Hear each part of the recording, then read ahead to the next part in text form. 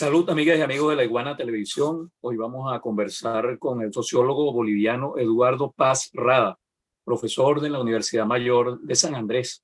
Por supuesto, el tema es el resultado de las elecciones generales realizadas ayer en Bolivia. ¿Qué significado tiene para usted, que es un colaborador importante de medios alternativos de Latinoamérica, para Bolivia y para el continente en general, este resultado, profesor? Las elecciones realizadas en Bolivia el día de ayer, 18 de octubre, son una parte de la lucha del pueblo boliviano por la reconquista de la democracia después del golpe de Estado de noviembre del 2019.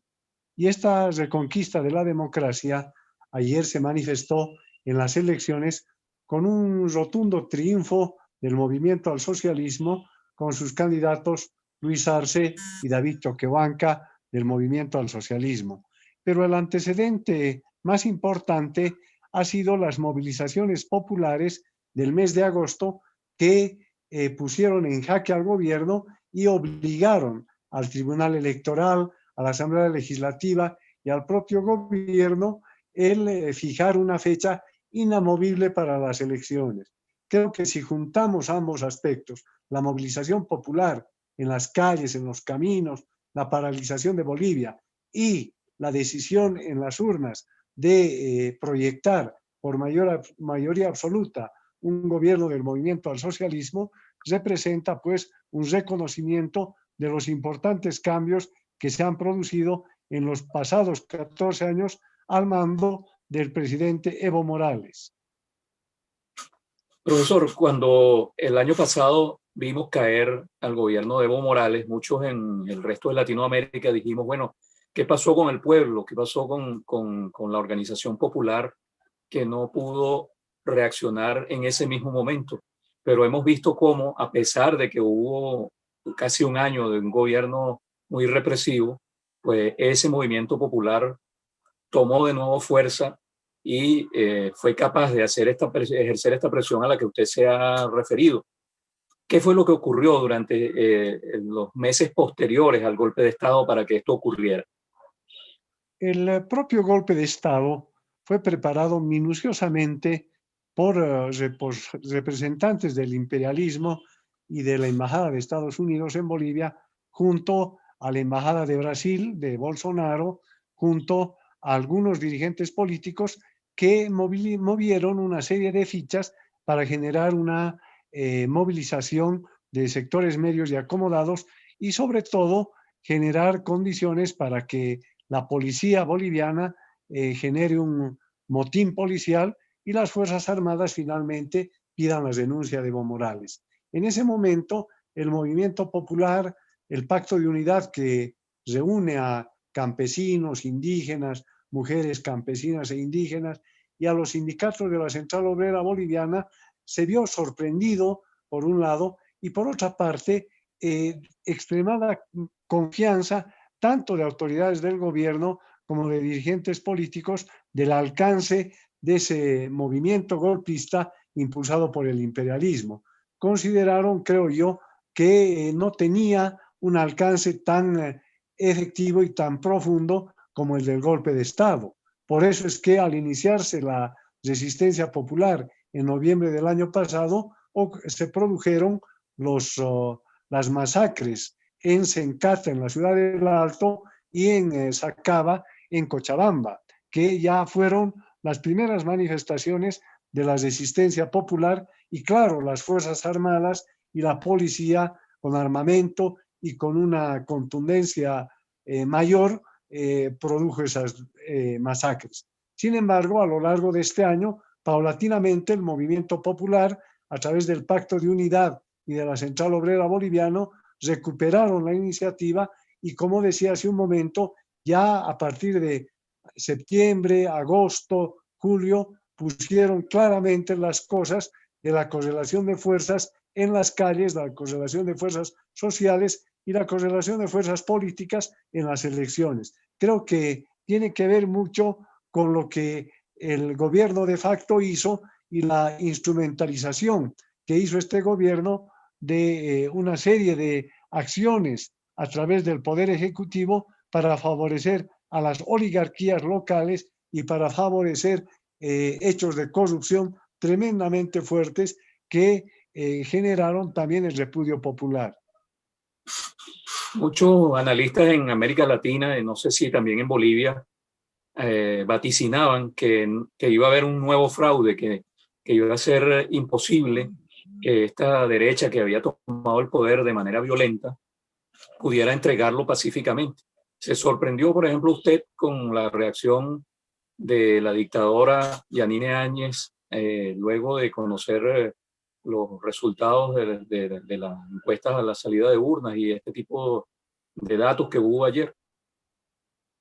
Primero habría que precisar, en octubre del 2019 no hubo tal fraude, que más bien fue un discurso, una narrativa precisamente de los agentes del imperialismo y de las oligarquías internas para impedir el triunfo de Evo Morales. Ahora, efectivamente, durante todo este periodo, el desgobierno fue realmente lamentable. Ahora, efectivamente, hay una sorpresa con la declaración de la señora Áñez, pero son las condiciones objetivas. Ya no tiene ningún margen de movimiento, hay una presión interna muy poderosa, incluso considero yo, de sectores importantes de las Fuerzas Armadas y de la Policía Nacional y del Tribunal Electoral, y también una fuerte presión internacional para que no se vuelva a producir un nuevo golpe de Estado, que era lo que probablemente iba a suceder, porque cualquiera sean los resultados electorales, el temor era que los sectores más radicales del neoliberalismo, de las posiciones conservadoras, utilizan cualquier argumento para generar un nuevo golpe. Pero los resultados electorales y la fuerza de las masas populares han marcado las tendencias históricas en este periodo en Bolivia. ¿Qué va a pasar ahora en Bolivia cuando se instale ya el gobierno de Luis Arce y David Choquehuanca? Mucha gente espera que, por ejemplo, estos picos de represión, como fueron las masacres, pues sean debidamente investigadas y las personas responsables sean castigadas. Pero también hay una corriente que dice que, bueno, que es momento de ir a una amnistía, que es momento de ir a una pacificación general. ¿Cómo lo ve usted? Bueno, en primer lugar, hay que esperar un par de días para que de manera oficial el Tribunal Electoral emita su informe y reconozca el triunfo del movimiento al socialismo, puesto que los resultados que tenemos, si bien son muy efectivos, muy veraces, porque lo han realizado empresas incluso críticas del movimiento al socialismo. La Fundación Jubileo de la Iglesia Católica y la empresa Cies Mori. De todas maneras, lo que viene hacia adelante a la posesión del gobierno del movimiento al socialismo alrededor del 15-18 de noviembre tiene grandes desafíos. Por una parte, enfrentar la crisis económica, la crisis de la pandemia, y sin duda yo creo que a pesar de haber llamado a la reconciliación, a la unidad nacional, los hechos de corrupción, los hechos de delitos de lesa humanidad como las masacres tienen que ser investigados y se tienen que sancionar a los responsables. Si no, es posible que se repitan hechos similares cuando estén de mal humor algunos jefes militares, y creo que el pueblo boliviano va a desarrollar toda una táctica y una estrategia para asegurar que haya sanción a los responsables en el contexto de la concordia y de la unidad nacional frente a la crisis sanitaria y la crisis económica. Ya para finalizar, profesor, quería preguntarle qué incidencia ve usted que va a tener este resultado en el resto de América Latina. Yo creo que es una temática muy importante. Creo que las condiciones geopolíticas de América Latina han tenido un retroceso a partir del fallecimiento del comandante Hugo Chávez, cuando la ofensiva imperialista se desató de manera muy dura, sobre todo contra Venezuela y contra Cuba, y consiguió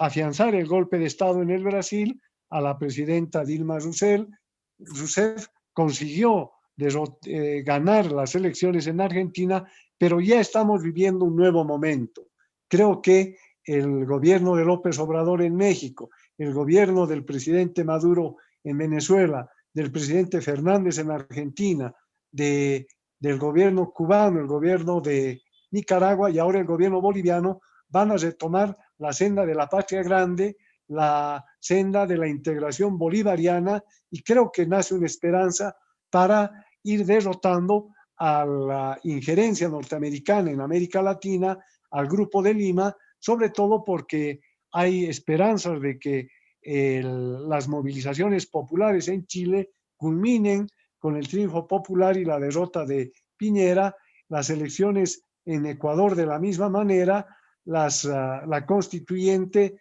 en el Perú. Yo creo que van a desarrollar amplias posibilidades para recuperar una nueva